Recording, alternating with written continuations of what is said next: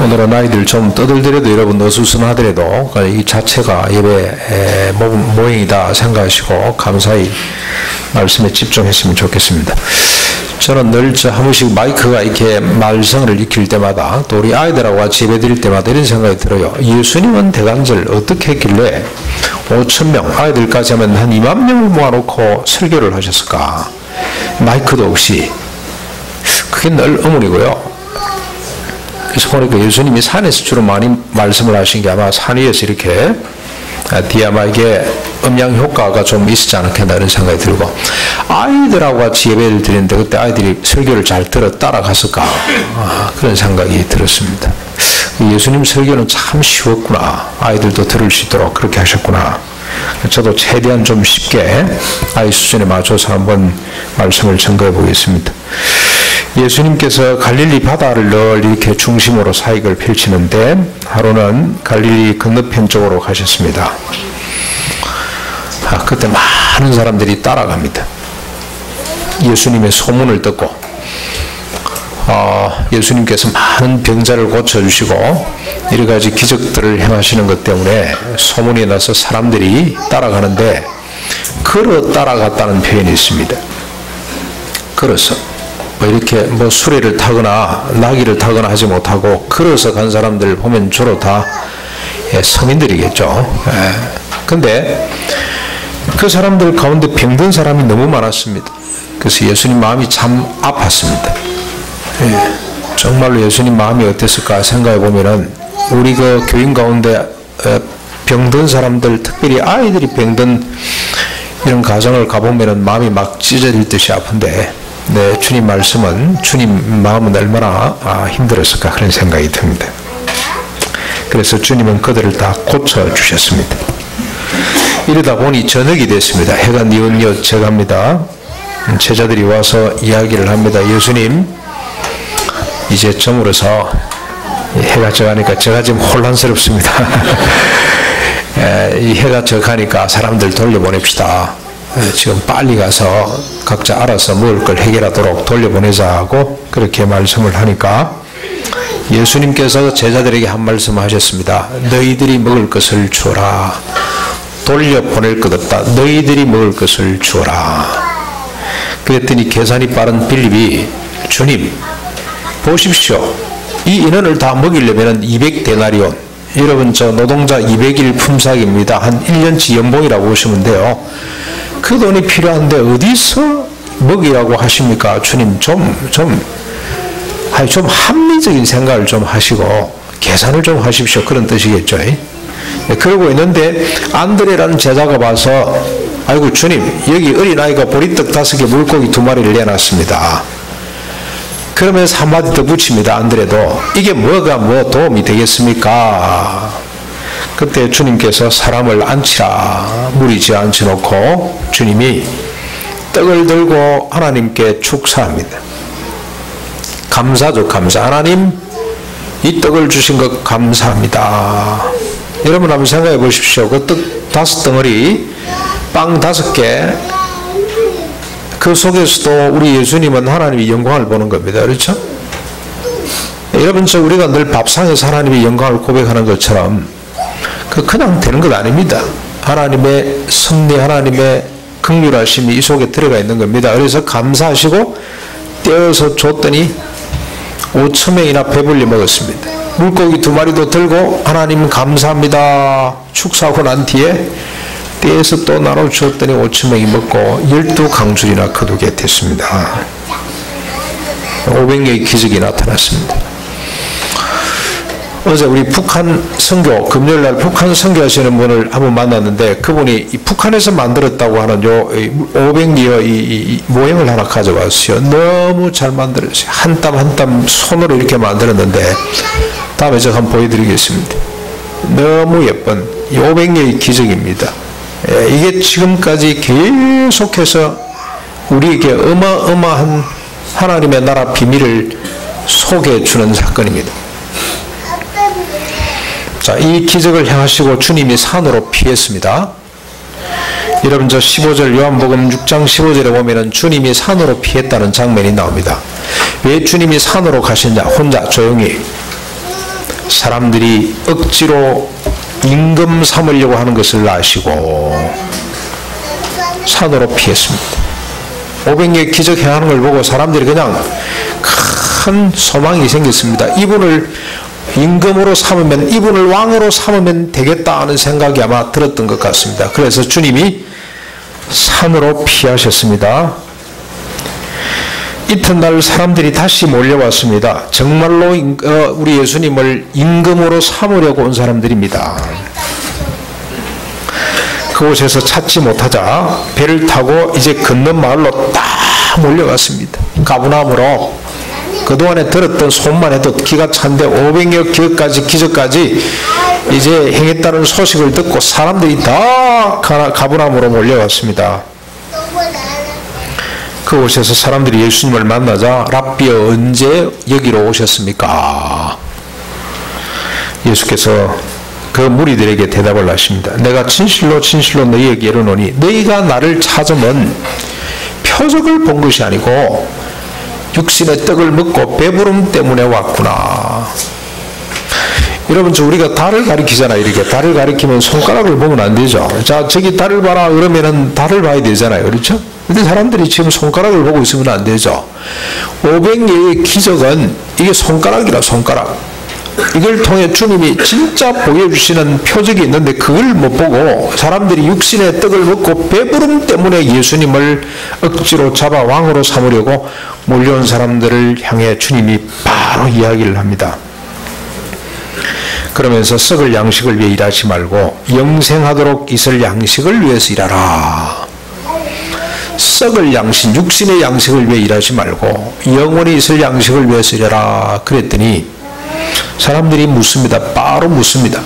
우리가 무슨 일을 하여야 하나님의 일을 하게 되는 겁니까? 어떻게 해야 하나님의 일을 하오리까? 주님이 썩어질 육신의 양식을 위해 하지 말고 영생을 위한 양식을 위해 일하라 그랬더니 하나님의 일을 하라 그런 줄 알고 그냥 묻습니다. 뭘 해야 우리가 하나님의 일을 할 수가 있습니까? 라고 묻습니다. 그때 예수님이 대답을 하십니다. 하나님께서 보내신 일을 믿는 것이 하나님의 일이다. 여러분, 우리가 하나님을 위해서 여러 가지 활동들 많이 할 수가 있습니다. 그런데 가장 소중한 활동이 뭐냐? 예수 그리스도, 하나님께서 보낸 자를 믿는 겁니다. 믿는 것. 이것도 조금 여러분 좀 우리가 주의를 필요로 하는 말씀입니다. 그렇죠? 그 믿는 게 뭐가 대단히 소중한데. 아침 일찍부터 교회 나가서 여러 가지 봉사하는 것, 그것도 하나님 영광, 하나님의 일입니다만, 그러나 예수님은 그보다 더 기뻐하시는 본질적인 하나님의 일이 있습니다. 그게 뭐냐? 하나님이 보내신 분 예수 그리스도를 믿는 겁니다. 믿는 게 뭔지 조금 더 한번 보시죠. 자, 이렇게 말씀을 하니까 사람들이 딱 받아쳐서 묻습니다. 자, 그러면 당신이 하나님께로부터 온 자임을 지금 이렇게 은근히 드러내는데, 그러면 하나님께로부터 왔다는 것을 한번 증명을 해봐라. 증명. 그동안에 주님이 수차례 증명을 하셨음에도 불구하고 또 사람들은 하나님께로부터 왔다는 증거를 내놔봐라. 그러면서 그들이 누구 예를 드냐면은 모세는, 적어도 모세쯤 되면은 모세가 광야에서 우리에게 만나를 내려가지고 먹겠다, 우리 조상들을. 너도 그런 거 한번 해볼 수 있지 않겠냐. 여러분, 이 빵 사건 때문에 벌어지는 일입니다. 그렇죠? 너도 한번 그걸 계속해서 한 번 하지 말고 한 번 더 해봐라.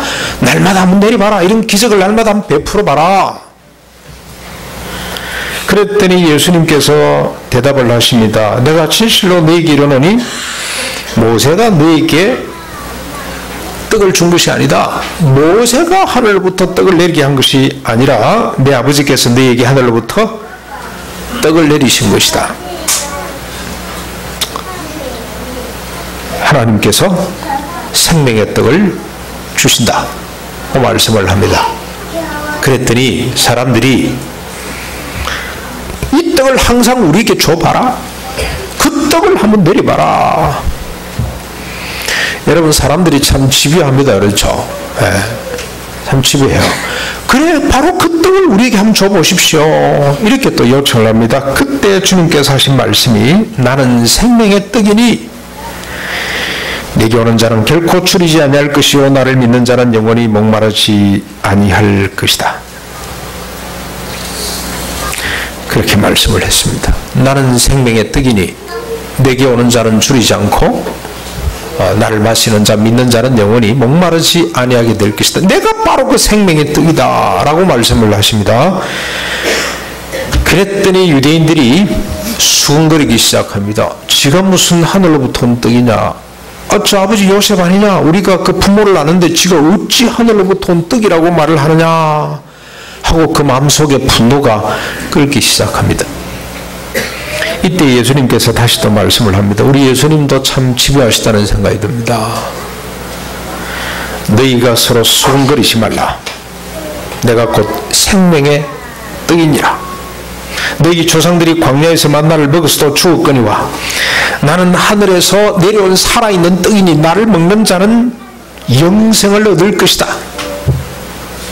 내가 줄 떡은 곧 세상의 생명을 위한 내 살이다. 내 살, 육신, 이게 생명의 떡이다. 내가 하늘로부터 온 생명의 떡이다. 나를 먹으라.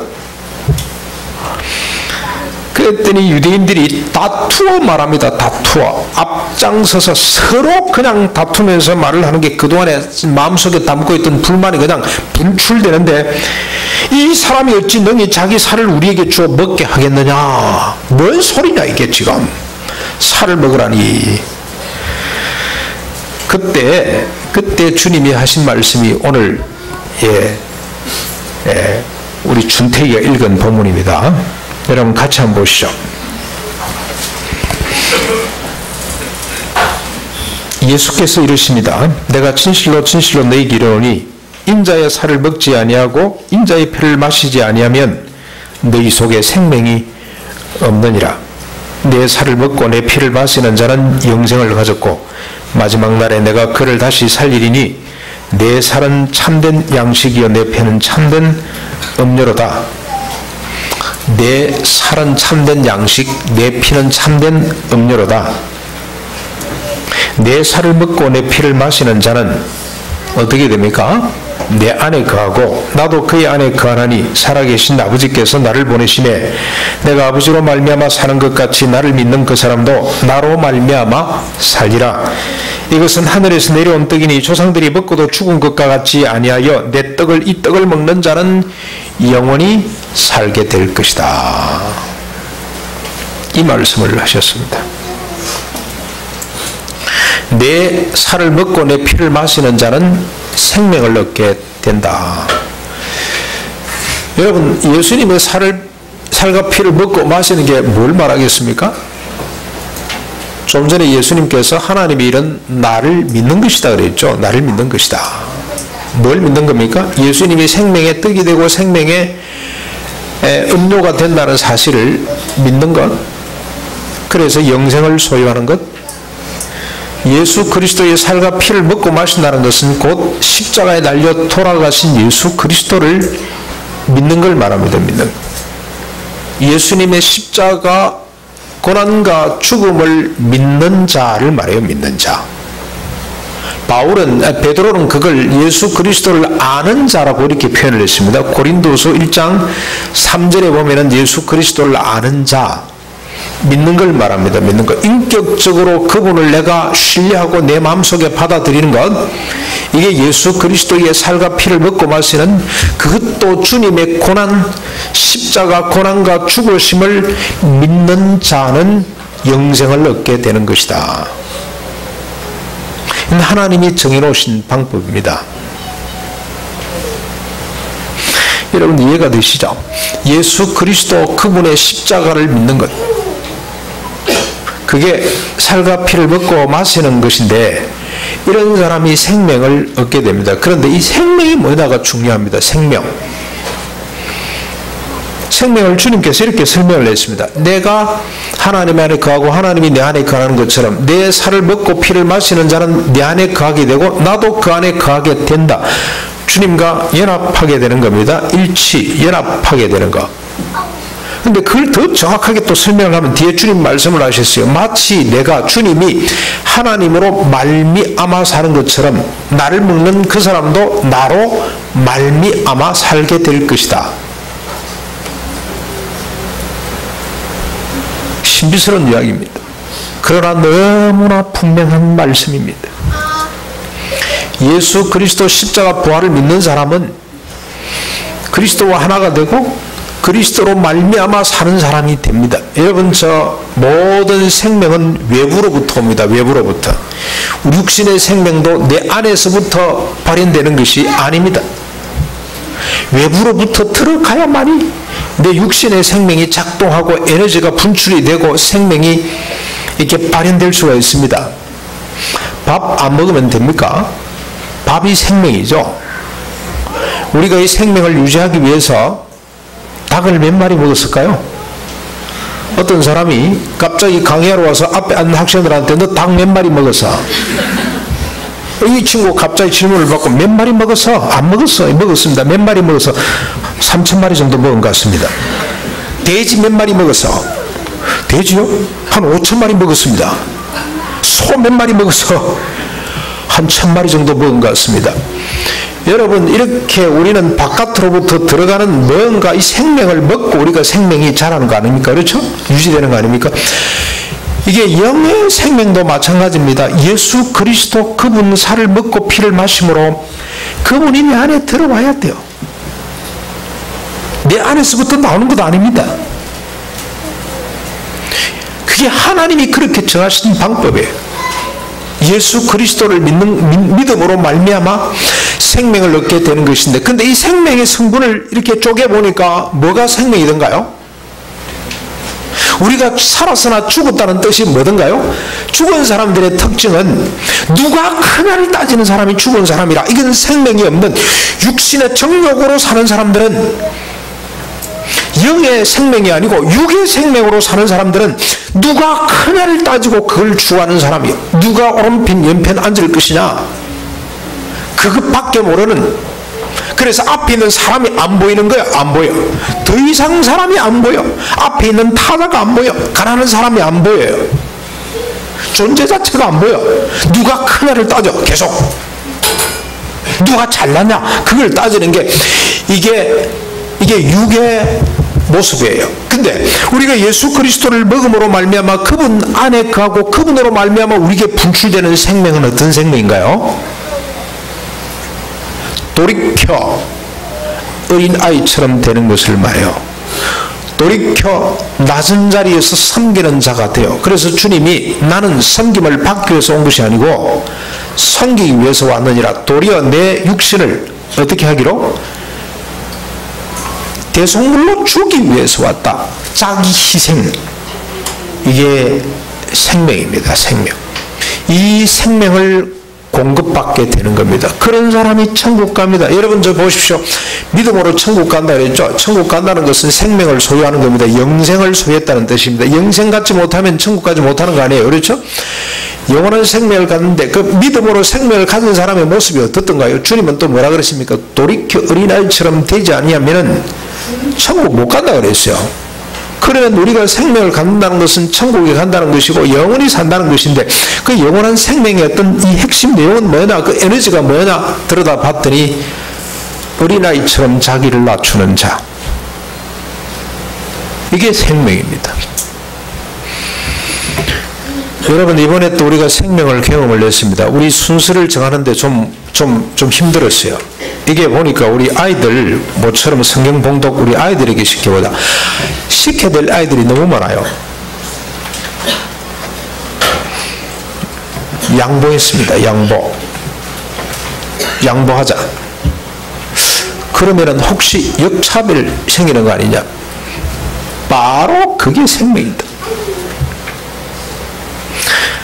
우리가 뭐 직분자 자녀라고 한번 기회를 못 얻으면 그 역차별 아니냐? 그게 생명이다. 그게 나보다도 다른 사람. 또 한 번 이런 일이 있었습니다. 민들레 교실에서 우리 아이들 민들레 학교, 이게 방과후 학교 아이들을 초대하는 이런 프로그램이 있어요. 서울 시내 큰 호텔에 인류 벨 5개짜리, 무궁화 5개짜리 호텔에서 1년에 한 차례씩 두 차례씩 아이들 한 번씩 초대해 주는 게 있어요. 그게 누가 갈 것이냐? 다 양보하고 꼭 여기에 갔으면 좋겠다는 아이를 뽑아서 보내는 겁니다. 오라 그러면 좀 쪼잔하게 왜 한 명 오라 그런지 모르겠어요. 이런 큰 호텔에서는 좀 아이들 통째로 다 보내십시오 이래가지고 그냥 신터분들 좀 보내주십시오. 뭐 얼마나 좋겠어요. 근데 왜 한 명인지 모르겠어, 한 명. 근데 그 부모님하고 오라고 딱 티켓이 한 장 와요, 한 장. 앞으로 여러분 저 호텔 지배인이 되면은 그렇게 하지 마십시오. 좀 다 불러가지고 먹이면 얼마나 좋습니까? 누가 갈 거냐? 그래, 이 아이가 갔으면 좋겠다. 그래서 양보하는 이게 생명이죠, 생명. 저는 그게 생명이라고 생각합니다. 그래서 여러분 앞에 우리 표가 너무 멋있습니다. 예수 그리스도를 알므로, 십자가 부활하신 예수 그리스도를 믿음으로 말미암아 어떻게 됩니까?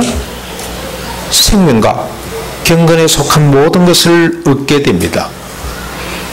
우리가 믿음으로 그분의 살과 피를 먹고 마심으로, 주님은 그렇게 표현을 했습니다. 먹고 마심으로 에너지를 우리가 얻게 되는데, 그 생명을 얻게 되는데, 그 생명이 뭐냐? 이 바울은, 이제 베드로는 어떻게 생명과 경건에 속한 모든 것.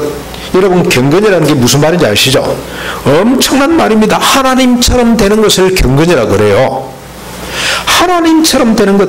근데 그걸 좀 더 자세히 뒤에 설명을 했는데 어디에 참여하는 자가 됩니까? 신의 성품에 참여하는 자가 되는 겁니다.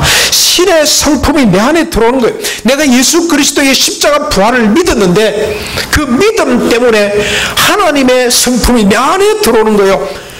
숫째 하나님이 내 안에, 내가 하나님 안에 거하는 엄청난 신비스러운 일이 내 속에 벌어지는 겁니다. 이게 영생이고 이게 구원이에요. 이게 생명이에요. 이게 십자가 부활의 비밀입니다. 좀 더 자세히 말씀드리면 예수님께서 십자가에 피 흘리고 살찢고 돌아가심으로 말미암아 본질상 누가 크냐를 따지고 오른쪽 왼쪽만 안 질리고 했던 이 부패하고 타락한 죽은 물증이 살아서나 죽은 목숨과 마찬가지인 이 사람들이 함께 죽고 매장당하고 주님이 부활하실 때 우리가 새로운 피조물로 거듭나서 이제는 꼭대기를 지향하는 인간이 아니라 바닥에서 또 다른 사람을 섬기는 사람으로 바뀌게 되는데, 이게 바로 생명이고 이게 바로 신의 성품이고 이게 바로 하나님의 본성이라. 하나님의 본성, 이 본성이 내 안에 들어오게 되는 것이다. 자, 그렇게 주님이 설명을 했습니다. 그랬더니 사람들의 반응을 보십시오. 이 말씀은 어렵도다. 누가 들을 수 있겠느냐. 그랬더니 주님이 너무너무 안타까워서 한 말씀 더 하셨어요. 내가 너에게 이런 말은 영이요 생명이라. 이 말이 영이요 생명이라. 영의 생명이라. 이 말을 믿으라. 이 말을 들으라. 이게 하나님께서 그동안에 숨겨놨던 천국의 비밀이다. 이 이야기가 그동안 우리 선지자들이 쫙 이야기했던, 꿈꾸던 바로 그 내용이다. 나를 믿으라. 믿음으로 생명을 소유하는 사람이 되라. 그렇게 주님이 설득했음에도 불구하고 뭐라 그럽니까? 다 떠나가 버렸어요. 다시는 그와 함께 다니지 아니했더라. 왕으로 삼으려고 했던 사람들이 다 실망을 하고 가버리고 12명의 제자만 남았습니다. 그래서 주님은 한 말씀 하셨어요. 아버지께서 내게 오게 하지 아니하면 누구든지 내게 올 자가 없느니라. 주님이 오게 해야 된다. 이건 아무나 믿을 수 있는 것이 아니다. 사람의 힘으로 믿어지는 것이 아니다. 하나님이 믿게 해주세요. 하나님이 오게 해주셔야만이 올 수가 있다. 이런 말씀을 하셨습니다. 12명의 제자가 남았습니다. 이 제자들과 더불어 잠시 후에 주님이 성찬식을 만드셨습니다. 오늘 우리가 할 이 성찬식을 주님이 제정을 하셨어요. 주님이 떡을 들고 이 떡은 너희를 위하여 찢겨지는 내 살이니 이 떡을 먹을 때마다 나를 기념하라. 그 다음에 잔을 드시고 이 잔은 너희를 위하여 흘린 내 피니 이를 마실 때마다 나를 기념해라. 그리고 너희들이 생명을 가졌다는 사실을 잊지 말아라. 상징입니다. 그렇죠? 그러나 그 상징이지만 그 행위를 통해서 우리는 주님의 십자가를 다시 기억하고 주님의 생명의 말씀, 영의 말씀을 기억하고 우리 속에 하나님의 에너지가 생명이 와 있다는 사실을 깨닫고 감사하고 그 에너지에 대한 기대와 소망을 갖고 사모하는 것, 그게 성찬 예식의 삶이라고 할 수가 있습니다. 오늘 여러분 이 말을 듣고 실망하고 돌아가지 않는다면 여러분은 다 하나님께서 이끌어 주신 사람이라고 생각하면 됩니다. 하나님이 나에게 이런 믿음을 주셨고 하나님이 직접 나를 이끌어 이곳으로 인도해 주셨구나. 감사한 마음을 받고 이 성찬 예식에 참여할 수 있기를 바랍니다. 그리고 생명을 누리실 수 있기를 바랍니다. 이 생명은 영원한 생명, 마지막 날에 우리 육신조차도 다시 사는 그 생명이고 또 하나의 의미는 신의 성품 참여하는 겁니다. 신의 성품 그 자체입니다. 그래서 우리가 육신에 썩어질 정욕을 쫓아 사는 것이 아니라 어떻게 사는 겁니까? 믿음의 덕을 다하고 덕의 지식의 절제를, 절제의 인내를, 인내의 경건이라는 말은 이게 정말로 우리를 흥분하게 만드는 이야기입니다. 하나님처럼 되는 거. 근데 하나님처럼 되는 모습이 어떻게 나타나냐? 현재 우애로 나타나고 아가페적인 사랑으로 나타나는 이 에너지가 내 속에 오늘도 공급이 됐다는 생각을 갖고 소망 가운데 참여하실 때 하나님께 영광이 되는 예식이 되고 우리에게는 큰 은혜의 예식이 될 줄로 믿습니다. 우리 말씀을 생각하면서 찬송가 149장 찬송하시겠습니다.